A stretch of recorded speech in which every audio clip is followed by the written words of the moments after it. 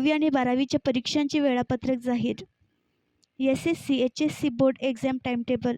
महाराष्ट्र राज्य माध्यमिक आणि उच्च माध्यमिक शिक्षण मंडळाच्या पुणे, नागपूर, छत्रपती संभाजीनगर, मुंबई, कोल्हापूर, अमरावती, नाशिक, लातूर आणि कोकण या 9 विभागांतून दरवर्षी घेतल्या जाणाऱ्या 12वीची परीक्षा फेब्रुवारी महिन्याच्या 3ऱ्या आठवड्यात आणि 10वीची परीक्षा मार्च महिन्याच्या पहिल्या आठवड्यात घेतली जाते. या परीक्षेचे ऑनलाईन निकाल अनुक्रमे मे अखेरीस आणि जूनच्या पहिल्या आठवड्यात जाहीर होतात. अनुत्तीर्ण आणि श्रेणी सुधारासाठी जुलै-ऑगस्टमध्ये घेतली जाणारी पुरवणी परीक्षा साधारणतः जुलैच्या 3ऱ्या आठवड्यात सुरू होते.